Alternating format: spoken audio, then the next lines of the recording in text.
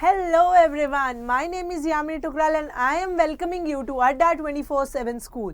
So chapter 13 Organisms and Population के अंदर हमने पिछली क्लास के अंदर पढ़ा था कि ऑर्गेनिज्म अपने एनवायरनमेंट के साथ कैसे रिलेशनशिप मेंटेन करता है, क्या बिहेवियर रखता है और कौन कौन से फैक्टर्स जो हैं ऑर्गेनिज्म को अफेक्ट करते हैं। तो आज की हम लोग जो है सब टॉपिक के अंदर, आज के लेक्चर के अंदर हम लोग पढ़ने जा रहे हैं population growth and population attribute. Population किस तरीके से ग्रो करती है, कौन कौन से इसके टाइप्स होते हैं और पॉपुलेशन से रिलेटेड कौन कौन सी चीजें होती हैं, एट्रीब्यूट्स होती हैं, उसके कैरेक्टरिस्टिक्स होते हैं जो कि हम लोगों को ध्यान में रखने होते हैं। तो चलिए स्टार्ट करते हैं अपने पॉपुलेशन एट्रीब्यूट्स के साथ। जब हम लोग पॉपुलेशन एट्रीब्यूट्स की बात करते हैं तो the majority of organisms they live in groups in a well defined geographical area. हम लोग सारे के सारे एक ग्रुप के अंदर रहते हैं, है ना। मोर देन 2 पीपल रहते हैं, एक कम्युनिटी के अंदर रहते हैं, सोशलाइज होते हैं, सोसाइटी के अंदर रहते हैं। तो हम सारे के सारे एक ग्रुप के अंदर एक पर्टिकुलर ज्योग्राफिकल एरिया में रिसाइड करते हैं। We share, we compete for similar resources. जब रिसोर्सेज होते हैं तो हम उन्हें शेयरिंग भी करते हैं। जैसे कि अब घर में खाना बना, बहुत इजी एग्जांपल लेके बता रही हूँ। घर में खाना बना, सब ने मिल बांट के खाया, मतलब सब ने शेयरिंग करी, सबको इक्वल अमाउंट में चपाती, दाल, सब्जी सब कुछ मिला।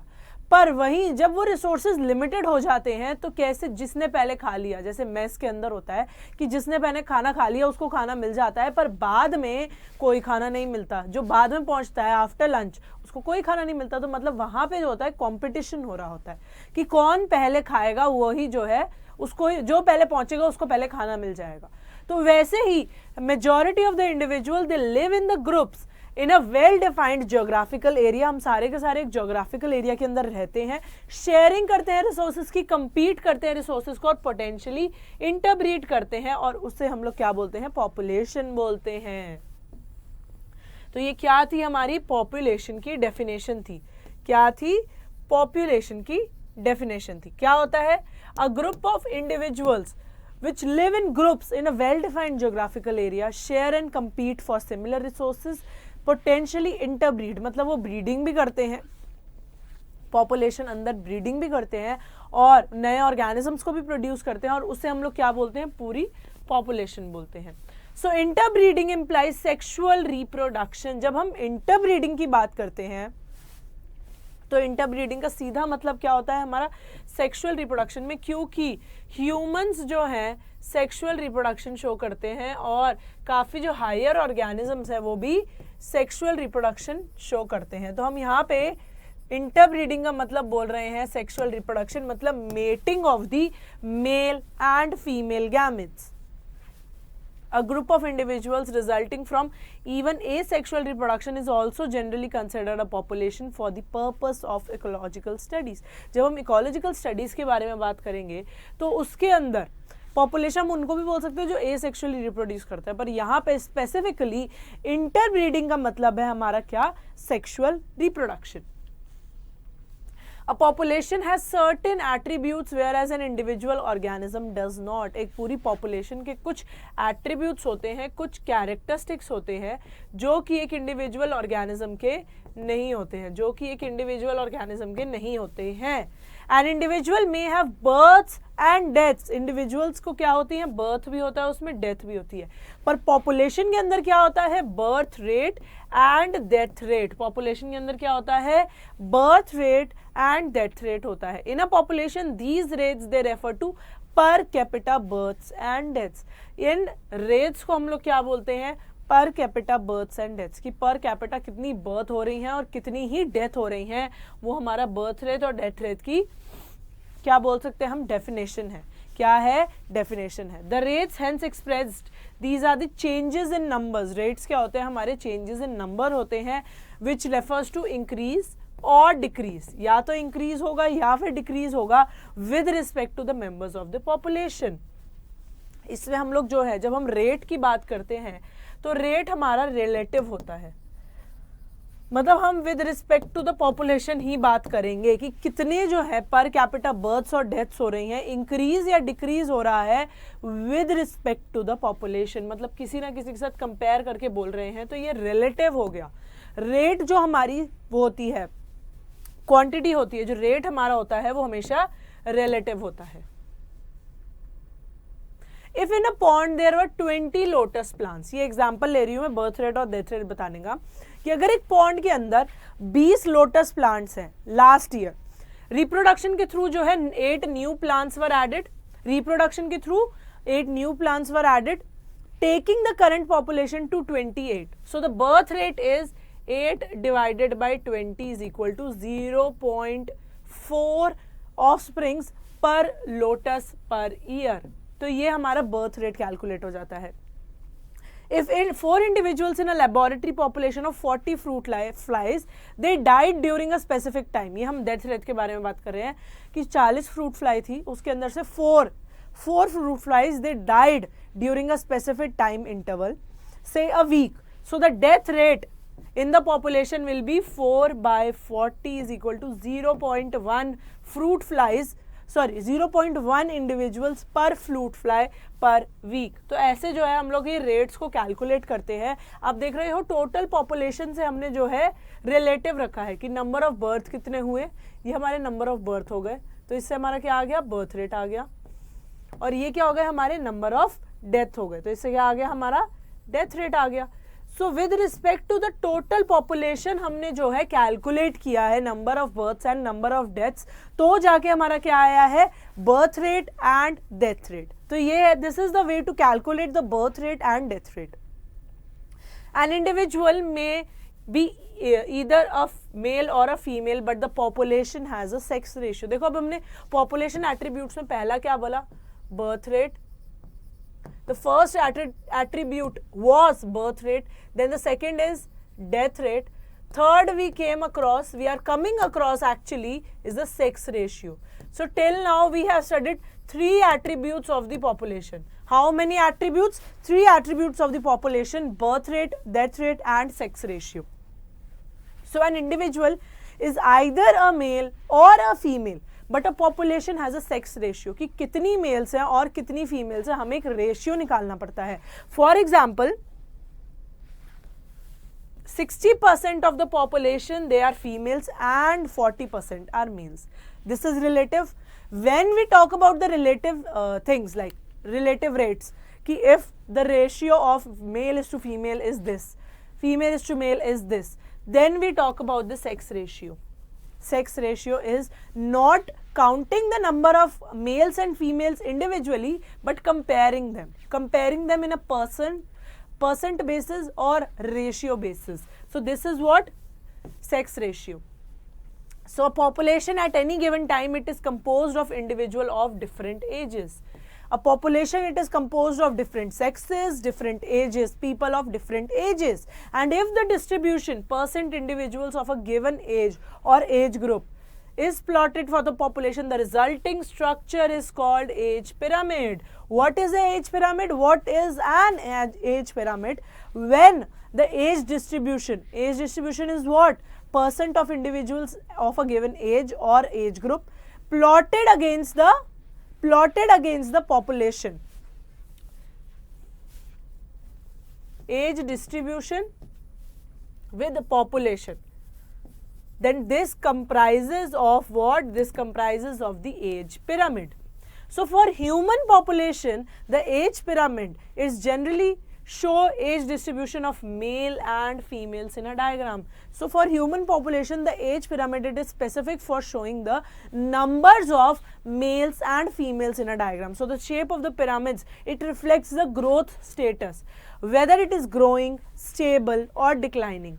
तो 3 शेप्स होती हैं पिरामिड्स की, या तो ग्रोइंग या फिर स्टेबल या फिर डिक्लाइनिंग. 3 ही तरीके की पॉपुलेशन होगी, या तो वो ग्रो करेगी, या फिर वो स्टेबल रहेगी, या फिर वो डिक्लाइन करेगी. तो उसके बेसिस पे जो है 3 शेप्स डिवाइस की गई हैं. So this is expanding, this is stable and this is declining. Expanding का मतलब ग्रोइंग हो गई. You can see that the age pyramid, it is erect, like starting from a broader base to a narrow top. See, 3 phases में हमारा जो है age pyramid divided होता है into pre reproductive, reproductive and post reproductive.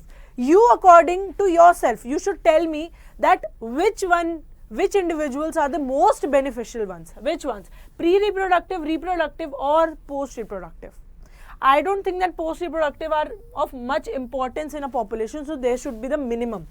That we can see in the growing and the stable population, but in the declining one we can see that the post reproductive and pre-reproductive, they are the same. So that means that the population is declining. So we need the least number of post reproductive individuals and the most of the number of pre-reproductive individuals and mediocre number of reproductive individuals. So if there are more number of pre-reproductive, then a broader base. Then if we move upwards towards reproductive age, then it is slightly lesser than the pre-reproductive ones, and the post-reproductive ones, they are the least out of the all. So we can say that the population, it is growing, that we are having more number of pre-reproductive individuals. That means the population is growing. When we come to the next one, the stable one, so the pyramid, it doesn't really look like a pyramid, because the base and the reproductive, that is the pre-reproductive and the reproductive individuals, they are more or less equal in number, and the post-reproductive ones, they are slightly lesser than the reproductive and the pre-reproductive ones. So it is a stable population. It is neither growing nor declining, but it is what? It is a stable population. And when we talk about declining population, the pre-reproductive and the post-reproductive, they are equal in number, that is lesser than the reproductive one. So the population, we can say, it is not growing, but it is declining instead. It is declining instead. So three age pyramids, three type of age pyramids we have studied: expanding, stable and declining. And we can easily identify that which individual, which reproductive phased individual is present in the most and the least amount. Okay. Then the population size or the population density. After the sex ratio, we come across population size or population density, that is the fourth population attribute. It is measured in terms of number, but it may sometimes not be appropriate. It is not appropriate because it is not easy to estimate the density of the population. It is not easy because having so many people around ourselves, so many individuals, a large number of population, we cannot estimate exactly what is the population density. Although the total number is generally the most appropriate measure of the population density, it is in some cases either meaningless or difficult to determine. In India, being like 130 crore plus population, it is difficult to determine the exact number of the population, exact number of the individuals residing in the population. It is very difficult to determine. That's why हम इस वाले जो attribute है, इसका एक approximately लेते हैं, इसका एक अप्रॉक्स लेते हैं जो इसकी वैल्यू के आसपास रहेगा कि हाँ उसके आसपास हमारी जो है पॉपुलेशन डेंसिटी रहेगी, पॉपुलेशन साइज उसके आसपास रहेगा. So in an area if there are 200 carrot grass, अगर एक एरिया के अंदर 200 कैरेट ग्रास है, parthenium hysterophorus plants, but only a single huge banyan tree with a large canopy, stating that the population density of banyan is low relative to that of high carrot grass amounts, to underestimate the enormous role of the banyan in that community. In such cases, the percent cover or biomass is a more meaningful measure of the population. जैसे कि हम इस example के अंदर देख सकते हैं, what we can see that अगर एक जगह पे 200 कैरेट ग्रास आर देयर पर एक सिंगल बैनियन ट्री है, बैनियन ट्री बहुत बड़ा होता है, अगर सिंगल बैनियन ट्री है और 200 कैरेट ग्रासेस है, so can we say that the population density of carrot grass is more? It is wrong to say that the population density of carrot grass it is more. इस time पे हम जो है percent cover और दी biomass इसको लेके major कर सकते हैं, क्योंकि कैरेट ग्रास जितनी 200 कैरेट ग्रास है उससे ज़्यादा जो है बैनियन ट्री हमें प्रोडक्टिविटी देता है, उसके अंदर लार्ज कैनोपी होती है. सो पॉपुलेशन बट उसकी लो है, पॉपुलेशन डेंसिटी बैनियन की कम है, पर जो उसके अंदर प्रोड्यूस हो रहा है which is much larger than the carat 200 carat grasses. So we can say कि इस टाइम पे हम लोग परसेंट कवर या फिर बायोमास यूज कर सकते हैं मेजरमेंट के लिए.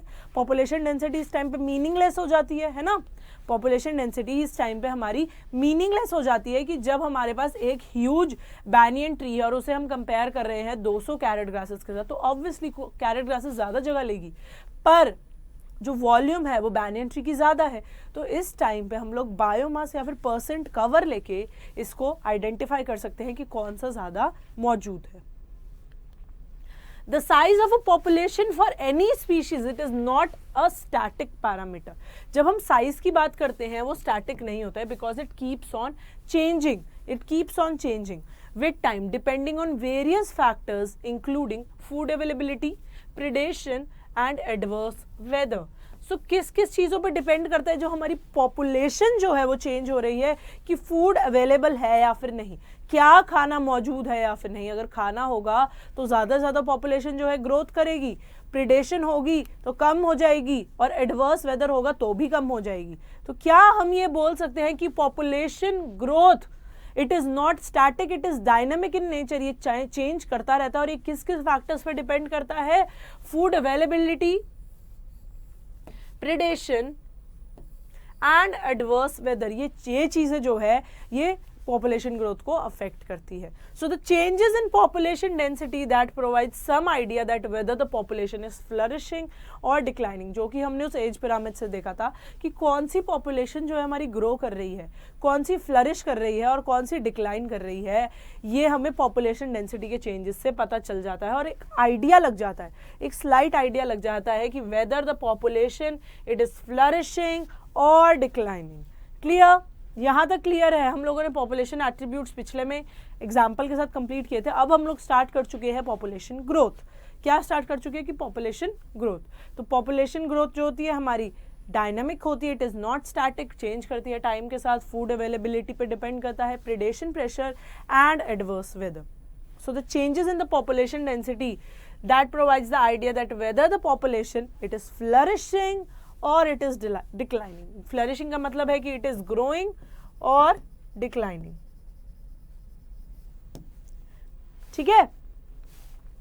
So the density of a population in a given habitat during a given period, it fluctuates due to changes in 4 basic processes. जो population density है गिवन हैबिटेट में वो फ्लक्चुएट करती रहती है। जो पॉपुलेशन डेंसिटी है वो फ्लक्चुएट करती रहती है due to changes in the 4 basic processes. 4 basic processes की वजह से जो है ये चेंज करती रहती है, जिसमें से 2 क्या है हमारे नेटालिटी एंड इमिग्रेशन, जो कि क्या करते हैं? कंट्रीब्यूट करते हैं to increase in population density, और 2 जो है मोर्टालिटी एंड ई माइग्रेशन वो डिक्रीज करते हैं पॉपुलेशन डेंसिटी। जैसे कि इनका नाम बता रहा है ई माइग्रेशन मतलब बाहर निकलना, टू एग्जिट। मोर्टालिटी क्या होता है हमारा? Death rate. मोर्टालिटी क्या होता है हमारा? डेथ होता है। नेटालिटी क्या होता है? बर्थ होता है। और इमिग्रेशन होता है टू एंटर। एयरपोर्ट पे करवाते हैं ना इमिग्रेशन, ई माइग्रेशन, ई माइग्रेशन करवाते हैं, इमिग्रेशन करवाते हैं ना, तो वही जो टर्म्स है वो यहाँ पे। सो the density of the population, जो डेंसिटी होती है पॉपुलेशन की वो चेंज करती रहती है, वो फ्लक्चुएट करती रहती है विद 4 बेसिक प्रोसेसेस, जो कि मैंने आपको बता दिए। फर्स्ट, नेटालिटी क्या होता है? It is the number of births during a given period in a population that are added to the initial density. जो हमारी इनिशियल डेंसिटी थी, फॉर एग्जाम्पल 40 थे, कितनी बर्थ हुई? 4 हुई, तो इसे टोटल करके हमारी कितनी हो गई population? 44। So natality it refers to the number of births during a given time. एक गिवन टाइम पे कितने बर्थ हो रहे हैं। फॉर एग्जाम्पल मैं लेती हूं 12 बजे 15 जनवरी को 12 बजे कितने ज्यादा जो है बर्थ्स हुई, तो वो हमारा क्या आ जाएगा? नेटालिटी हो जाएगी। It is the number of births during a given period in the population, जो कि इनिशियल जो पॉपुलेशन है, इनिशियल पॉपुलेशन डेंसिटी के अंदर एड अप हो जाती है। तो ये क्या करेगी? ये इंक्रीज करेगी पॉपुलेशन को। ये क्या करेगी? Increase in population. क्या करेगी? Increase in population. नेक्स्ट हमारा क्या आता है? मोर्टालिटी आता है। मोर्टालिटी क्या होता है? It is the number of deaths in a population during a given period. जैसे कि मैंने आपको बताया एक गिवन पीरियड में फॉर एग्जांपल 12 बजे 15 जनवरी को कितनी डेथ हुई, वो क्या होगी? हमारी मोर्टालिटी रेट होगा। और ये क्या करता है? अगर डेथ बता रहा है तो डिक्रीज इन डेंसिटी करता है। क्या करता है? Decrease in density. Next, immigration क्या होता है? It is the number of individuals of the same species that have come into the habitat from elsewhere during a time period under consideration. Immigration क्या होता है? To enter. जब एक species जो है उसका इंडिविजुअल बाहर से उस स्पीशीज के अंदर कहीं और से एंटर कर रहा है तो उसे क्या बोलेंगे, इमिग्रेशन बोलेंगे। और ये क्या करता है, इंक्रीज करता है डेंसिटी को, इंक्रीज करता है डेंसिटी को, इट इंक्रीजेस द डेंसिटी। और ई माइग्रेशन, ई जहां पे भी आ जाएगा मतलब एग्जिट, ई जहां पे भी आ जाएगा मतलब एग्जिट। तो जब हम एग्जिट की बात करें तो ई माइग्रेशन क्या होता है, it is the number of individuals of the population who left the habitat and they have gone elsewhere during the time period under consideration. So it what, it decreases the density, it decreases the density. I hope ये सारी की सारी terminologies जो है आपको बहुत अच्छे से क्लियर हैं, क्योंकि इनमें बहुत कंफ्यूजन होती है, बहुत ज़्यादा कंफ्यूजन होती है बच्चों को कि नेटालिटी क्या है, मोटालिटी क्या है, इमिग्रेशन क्या है, ई माइग्रेशन क्या है, कौन सी एडअप करती है, कौन सी निकाल देती है। तो आई होप मैंने आपको बहुत ईजिली समझाया है और आपको समझ आ गया है। मेन बच्चों हम लोगों के पढ़ाने की बात नहीं होती है, आपके समझने की बात होती है कि आपको कितना समझ आ रहा है। तो उस हिसाब से जो है मैंने सबसे ईजी वे आउट करके आपको जो है समझाया है। अब हम इसमें एक बार इक्वेशन देख लेते हैं कि पॉपुलेशन ग्रोथ एक्चुअली हम लोग कैलकुलेट कैसे करते हैं। ये पॉपुलेशन डेंसिटी है, इमिग्रेशन और नेटालिटी प्लस प्लस का मतलब they are increasing the population, and population के अंदर से जब माइनस माइनस होकर मोर्टालिटी और ई माइग्रेशन पे जा रहा है मतलब उसमें से वो डिक्रीज कर रहा है। तो क्या हम लिख सकते हैं कि अगर n जो है पॉपुलेशन डेंसिटी है एट अ टाइम t, तो इसकी डेंसिटी एट t+1 क्या होगी।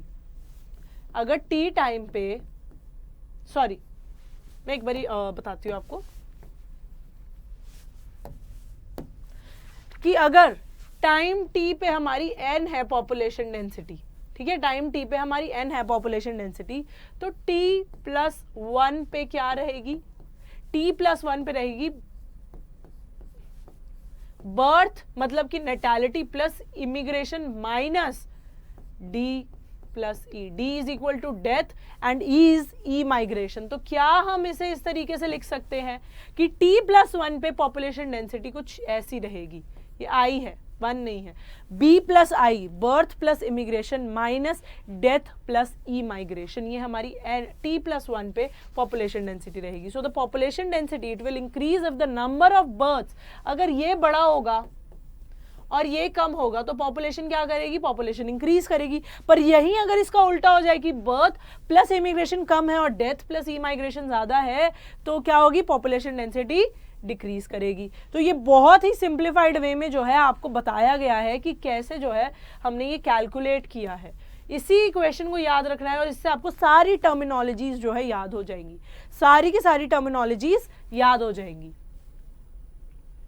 नेक्स्ट आता है हमारा ग्रोथ मॉडल्स। जब हम पॉपुलेशन ग्रोथ को स्टडी करते हैं तो कुछ ग्रोथ मॉडल्स हम लोग स्टडी करते हैं। So growth of a population it takes place according to the availability of food, habitat condition and presence of other abiotic and biotic factors. So population की जो ग्रोथ है काफी सारे एट्रीब्यूट्स पे डिपेंड करती है। हमने देखा था कि फूड कैसा है, हैबिटेट कंडीशन कैसी है और जो बायोटिक एबायोटिक फैक्टर्स हैं वो क्या क्या अफेक्ट कर रहे हैं, उसके हिसाब से कैसे पॉपुलेशन ग्रोथ कर रही है। तो ग्रोथ ऑफ अ पॉपुलेशन ये सारे के सारे जो है चीजों को अकाउंट में लेती है। और इसके अलावा मतलब इसकी वजह से 2 मॉडल्स बनाए गए हैं, एक है एक्सपोनेंशियल ग्रोथ और दूसरा है लॉजिस्टिक ग्रोथ। तो एक्सपोनेंशियल ग्रोथ जैसे कि हम ये जे शेप कर्व देख पा रहे हैं, हमारा क्या होता है, एक्सपोनेंशियल ग्रोथ होता है।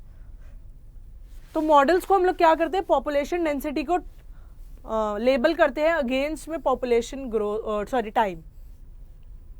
जब पॉपुलेशन डेंसिटी को अगेंस्ट टाइम हम लोग प्लॉट करेंगे वो हमारा क्या बनाएगा, population growth curve.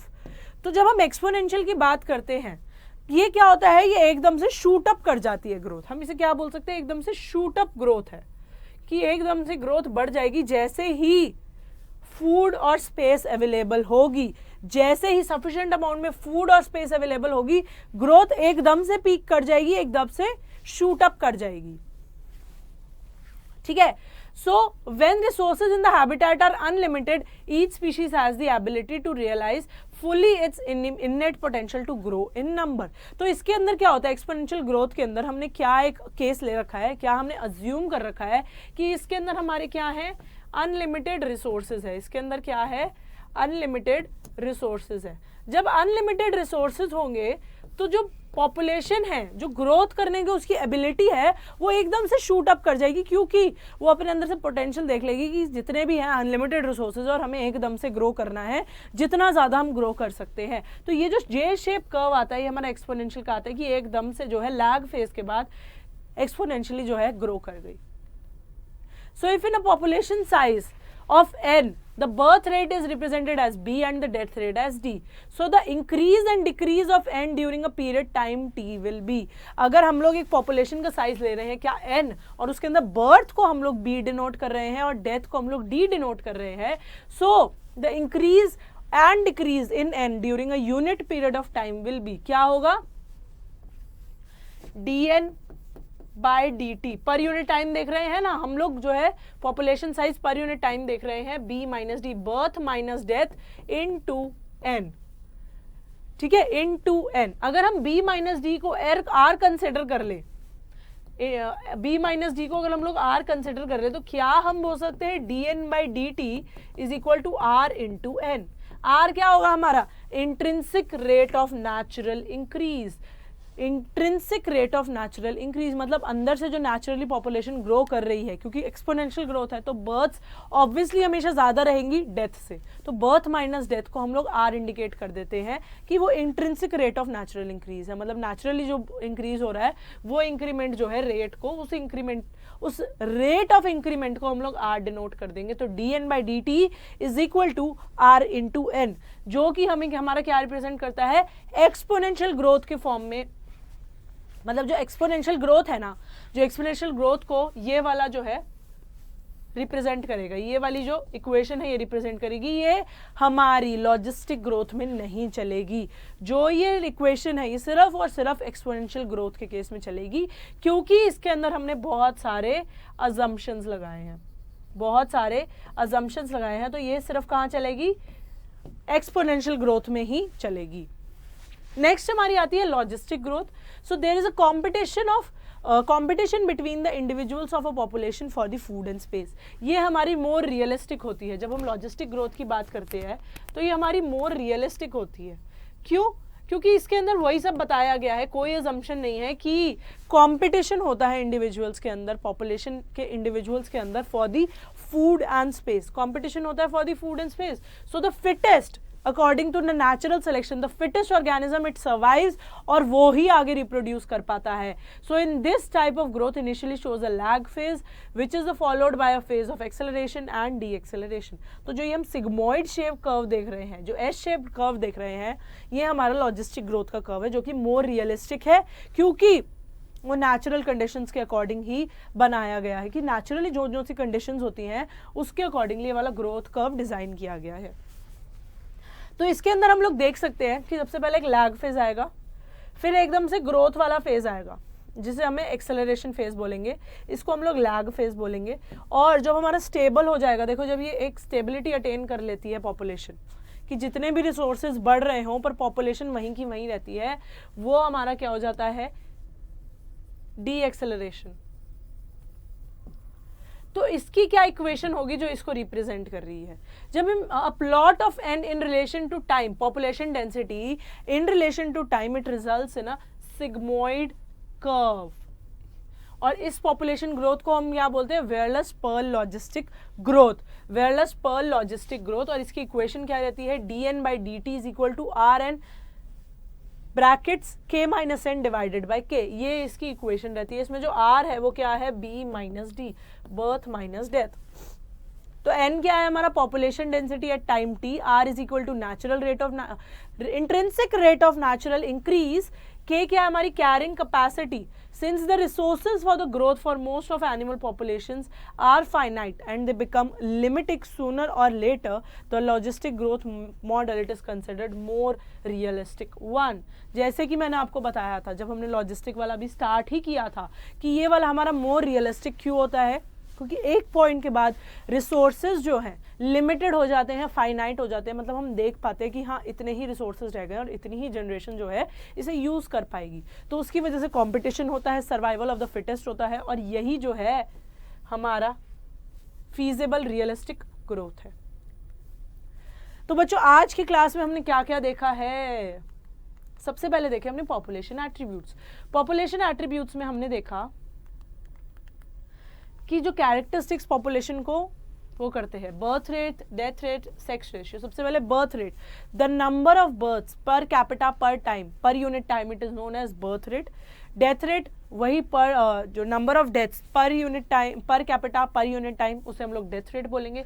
Sex ratio होती है मेल और फीमेल की रेशियो को जब हम लोग लेते हैं कि कितने मेल्स एक पॉपुलेशन में मौजूद है, कितनी फीमेल्स एक मौजूद है, और उनको हम लोग क्या प्लॉट करते हैं, सेक्स रेशियो।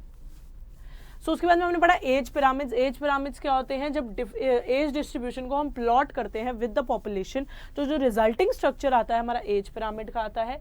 3 तरीके के होते हैं, ग्रोइंग, स्टेबल एंड डिक्लाइनिंग। तो जब प्री रिप्रोडक्टिव और post reproductive, pre reproductive, reproductive and post reproductive individuals के नंबर पे जो है ये प्लॉट्स हमारे डिपेंड करते हैं। पॉपुलेशन साइज या फिर पॉपुलेशन डेंसिटी, ये भी एक पॉपुलेशन एट्रीब्यूट होता है, जो कि क्या होता है, it is measured in the term of number, but ये अप्रोप्रिएट नहीं होता। देन हमारा आता है पॉपुलेशन ग्रोथ। तो जो size of the population, it is not static, वो हमेशा डायनामिक रहता है, टाइम के साथ चेंज होता है और डिपेंड किस किस पे करता है, फूड अवेलेबिलिटी पे, प्रिडेशन प्रेशर पे, एडवर्स वेदर पे, और वही बताता है कि क्या पॉपुलेशन फ्लरिशिंग है या फिर डिक्लाइनिंग है। So the density of population it in a given habitat, वो किस पर डिपेंड करता है, हमारा natality, immigration, mortality and emigration. तो पॉपुलेशन डेंसिटी के अंदर जब इंडिविजुअल्स ऐड ऑन होते हैं, वो होते हैं हमारे नेटालिटी की वजह से, इमिग्रेशन की वजह से। नेटालिटी क्या होता है, births, number of births in a population, और इमिग्रेशन होता है number of species, individuals added to the species from somewhere else. और पॉपुलेशन डेंसिटी को कम कौन करता है, mortality and emigration. Mortality क्या होता है, नंबर ऑफ डेथ्स, और ई माइग्रेशन क्या होता है, the number of individual leaving the population and going somewhere else. तो ये हमारी कुछ इक्वेशन आई थी, t+1 is equal to b plus I minus d minus E, d plus E. तो अगर b प्लस आई बर्थ और इमिग्रेशन ज्यादा होगी तो पॉपुलेशन ग्रो करेगी, पर अगर डेथ प्लस ई माइग्रेशन ज्यादा होगी तो पॉपुलेशन डिक्लाइन करेगी। 2 तरीके के ग्रोथ मॉडल देखे हैं, exponential and logistic. Exponential growth तब होती है जब अनलिमिटेड रिसोर्सेज होते हैं, इतनी रियलिस्टिक ये नहीं होती है। इसके अंदर क्या होता है कि अनलिमिटेड रिसोर्सेज हैं, कोई कंपटीशन नहीं है, सारे के सारे इंडिविजुअल्स बहुत ग्रोथ करने पे तुले हुए हैं। इसकी ये जो है ये इक्वेशन आती है dn/dt is equal to rn। Then हमने पढ़ा लॉजिस्टिक ग्रोथ के बारे में। लॉजिस्टिक ग्रोथ क्या होती है, सिग्मॉइड शेप कर्व होता है जिसके अंदर 3 फेजेस होते हैं, lag, acceleration and D acceleration. More realistic growth plot जो होता है हमारा लॉजिस्टिक ही होता है, क्योंकि इसके अंदर रिसोर्सेज जो है लिमिटेड होते हैं और जो भी सर्वाइव करता है वो फिटेस्ट होता है। तो हम जो है एमसीक्यू क्वेश्चंस करते हैं अब इस सब टॉपिक के और लास्ट वाले सब टॉपिक के, क्योंकि लास्ट वाले सब टॉपिक में हमने एमसीक्यूज नहीं किए। So the shifting of an organism temporarily from the stressful habitat to a more hospitable area and return when stressful period is over, it is known as A suspend, B migrate, C hibernation या फिर D aestivation. तो organism जब temporarily shift हो जाता है stressful या फिर unfavourable condition से टूवर्ड्स अ फेवरेबल कंडीशन और वापस आ जाता है जबकि वो स्ट्रेसफुल कंडीशन नॉर्मल हो जाए, तो उसे क्या बोला जाता है, A suspend, B migrate, C hibernation या फिर डी एस्टिवेशन।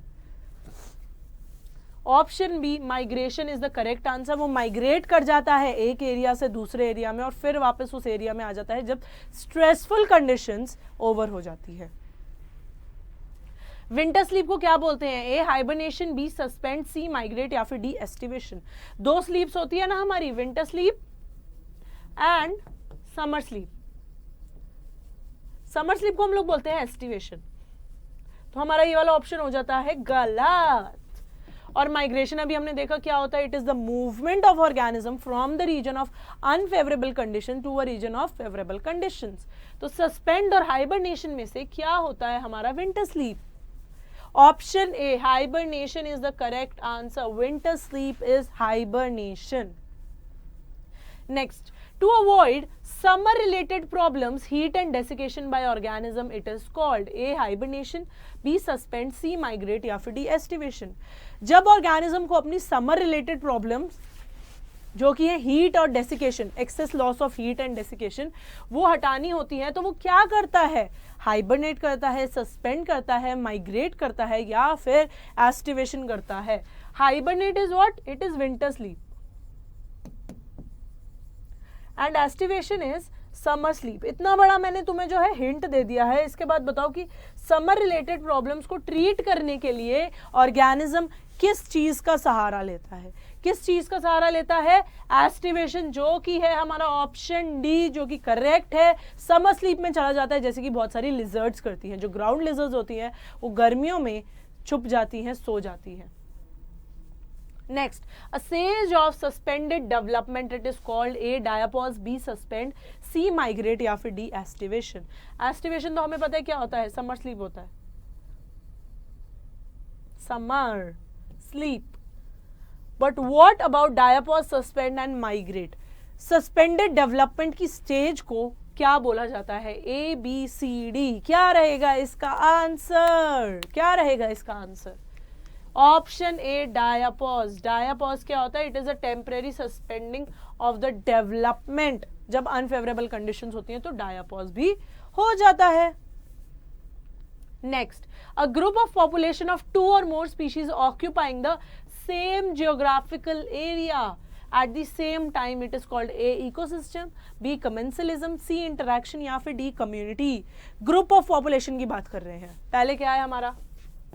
ऑर्गेनिज्म है। अगर हम हायरार्की देखें तो ऑर्गेनिज्म के बाद है पॉपुलेशन, पॉपुलेशन के बाद है कम्युनिटी, और कम्युनिटी के बाद क्या है हमारा? बायोम। तो इसमें से देख के बता सकते हैं कि a group of population of 2 or more species, group of population क्या होगी हमारी? कम्युनिटी। ऑप्शन डी करेक्ट है, कम्युनिटी। बहुत इजी है हायरार्की को याद रखना, क्योंकि इस हायरार्की पे भी क्वेश्चंस आते हैं कि ग्रुप ऑफ ऑर्गेनिज्म को हम लोग क्या बोलेंगे, ग्रुप ऑफ पॉपुलेशन को हम लोग क्या बोलेंगे, वेरियस कम्युनिटीज को क्या बोलेंगे। तो ये हायरार्की याद रखनी है, जिसके बेसिस पे ये क्वेश्चन आया कि a group of population with 2 or more species occupying a same geographical area. Next, a population that exhibits birth rates that are identical to the death rate. जब birth rate equal है, is equal to death, तो क्या होगा? Initial growth, B plateau phase, C acceleration phase या फिर D none of the above.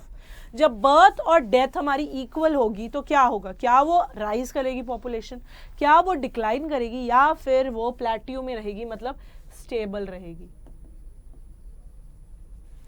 A B C D या फिर none of these. इनमें से कोई है ही नहीं। नन ऑफ दीज मतलब इनमें से कोई है ही नहीं। तो ए बी सी डी क्या रहेगा आंसर? क्या रहेगा इसका answer? Option B plateau phase. ना ही वो बढ़ रही है पॉपुलेशन, ना ही वो घट रही है, तो वो क्या रहेगी? स्टेबल रहेगी और एक प्लेट्यू ले लेगी। जैसे कि हमने सिग्मोइड शेप में बोला था ना, ऐसे एक प्लेट्यू आ जाता है जब birth is equal to death. Next, when the number of immigration and birth it is more than e-migration and death, then the growth curve of the population will show A declining phase, B steady phase, C exponential phase या फिर D lag phase। A B C D। जब number of immigration को अगर मैं I लिखूं और birth को मैं क्या लिखूं? B। ये क्या है? ये दोनों की दोनों जो है ज्यादा है। और जब हम देखें कि ई माइग्रेशन, जिसको मैं ई लिखूंगी ई, और डेथ डी, ये ज्यादा है, ये कम है, तो ग्रोथ कर्व क्या शो करेगा? अगर हम लोग ये देखें t+1 पे क्या होगी? b प्लस आई। ये था हमारा। अगर ये ज्यादा है और ये कम है तो पॉपुलेशन ग्रो करेगी, है ना? तो एक्सपोनेंशियल फेज हो गया। जिस फेज में ग्रो कर रही होती है उसको एक्सपोनेंशियल फेज को बोलते हैं, कि जब वो ग्रो कर रही है पॉपुलेशन। ऑप्शन सी करेक्ट है। Next, the maximum growth rate it occurs in. Maximum growth rate कहां पे होती है? A lag phase, B exponential phase, C stationary phase या फिर D senescent phase. A B C D. Growth rate किस में ज्यादा होती है? लैग फेज क्या होता है? हमारा इनिशियल फेज होता है। इसमें तो ग्रोथ ही जीरो होती है, इसमें तो जीरो होती है। सेनेसेंट फेज क्या होता है? डेथ फेज होता है, तो इसमें भी ग्रोथ नहीं होती। स्टेशनरी फेज में क्या होता है?